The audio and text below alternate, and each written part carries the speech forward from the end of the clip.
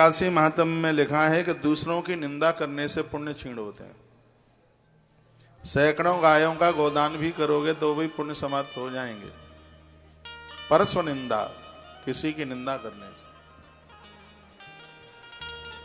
यदि किसी की भलाई नहीं होती है तो किसी की बुराई तो ना करे। परस्व निंदाम पैशुन्यम, चुगली, पैशुन पैशुन चुगल, चुगली करने से पुण्य क्षीण होते हैं। इसको महापातकों में इसको लिया गया। तो वर्णन किया गया है कि यदि किसी की निंदा की गई है, चुगली की गई है, ऐसे पाप भी एकादशी के व्रत के द्वारा समाप्त हो जाते हैं। लेकिन ऐसा तो है नहीं कि खूब चुगली करो और 11 का व्रत कर लो। तो अनजान में, अनभिज्ञता में जो ऐसे अपराध हुए हैं, एकादशी के व्रत के द्वारा वह पाप भी समाप्त हो जाते हैं। तो देखो कितना बड़ा फायदा है इसमें, तो बहुत बड़ा आनंद है। बहुत कम बहुएं होंगी ऐसी जो सासू मां को चुगली करने में उसको आनंद ना आता हो, और डुकरियां भी बहुत कम हैं जिनको बहुओं की बुराई करने में श्वास लेने की भी शायद जरूरत पड़ती हो। खैर आप में तो ऐसी कोई नहीं है। फिर भी मुझे 20 महीने कोरोना काल में बहुत आगे शिकायत करती रही। अब ये ना सोच लें बहन का हमारी ही डुकरी आ गई थी, यही तो शिकायत करके नहीं आई। कभी भी किसी की निंदा मत कीजिए, किसी की चुगली मत कीजिएगा। कुर्वत पुण्य कर्माणि सेवाम यह कुर्ते नरः पत्नी भृत कशोष्यभ्यो वदंतम को मानवः तस् सेवान रूपेण द्रव्यं किंचन दीयते सोप सेवान रूपेण तत्पुण्य फल भाग भवेत्। वर्णन किया गया है सेवा करने वाला व्यक्ति, एकादशी का व्रत करने वाला व्यक्ति, भगवान की कथाएं सुनने वाले लोग निश्चित रूप से भगवान के देव धाम को ही प्राप्त होते हैं। वह वर्णन है, कोई हमारे लिए एकादशी दे दे, जब दे दे, अपना अनुष्ठान दे दे, किस किस का लगता है सुन लो। गुरु का शिष्य को लगता है, शिष्य का गुरु को लगता है, पति का पत्नी को लगता है, पत्नी का पति को लगता है। इस एकादशी महात्म्य में ऐसा वर्णन है, शिष्याद गुरु स्त्रियो भर्ता पिता पुत्रास तथैव वचः। ये लिखा है शिष्य गुरु के लिए अनुष्ठान कर दे तो तत्काल वह गुरु को लग जाएगा।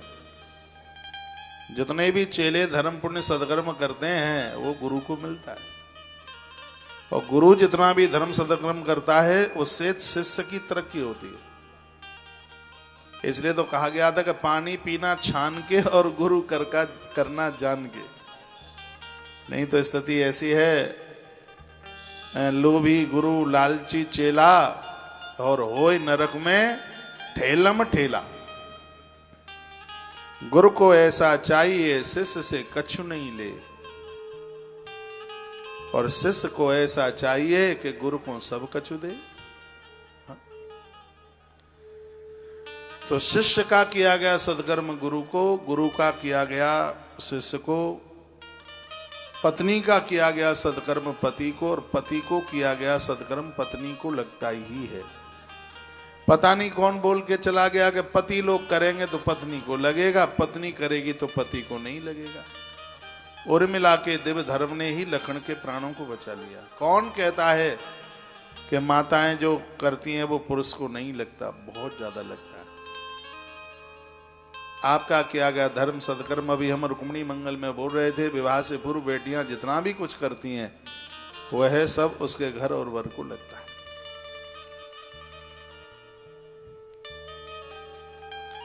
पुत्र करता है पिता को लगता है, पिता करता है पुत्र को लगता ही है, मिलता है।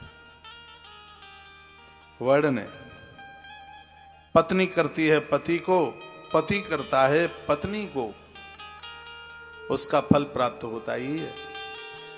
तो ये बात इसलिए कही गई है, मान लिया जाए पत्नी एकादशी का व्रत करती है, कभी वह ज्वर से कंपित है, उसको कोई दिक्कत है, परेशानी है, नारी के महीने के कुछ दिन है वह पूजा पाठ नहीं कर पाती, ऐसी स्थिति में यदि पति कर लेता है, पुत्र कर लेता है, सासू मां कर लेती है, तो उसका पूरा का पूरा फल उस नारी को प्राप्त हो ही जाता है जिसकी एकादशी आज किसी कारणवश वो नहीं कर पा रही। ये बड़ी अच्छी बात कही है, बहुत सुंदर बात, ये मुझे बहुत अच्छी लगी।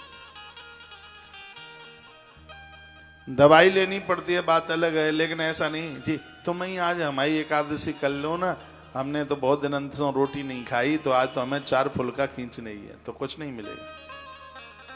कोई ऐसी परिस्थिति में व्रत को बचाने के लिए, वैसे तो बड़ा सुंदर वर्णन है कि ऋतुकाल में नारी का कोई भी पूजा पाठ धर्म कर्म छूटता है तो छूटने पर उसको किसी भी प्रकार का अपराध नहीं लगता, लेकिन उसमें शर्त यह है कि उसको अन्न नहीं खाना चाहिए। शर्त भी बताई, देवताओं का पूजन ना करे, देवताओं को छुए नहीं, लेकिन वो अन्न ना खाए तो उसको पूरा व्रत का फल पुण्य मिले।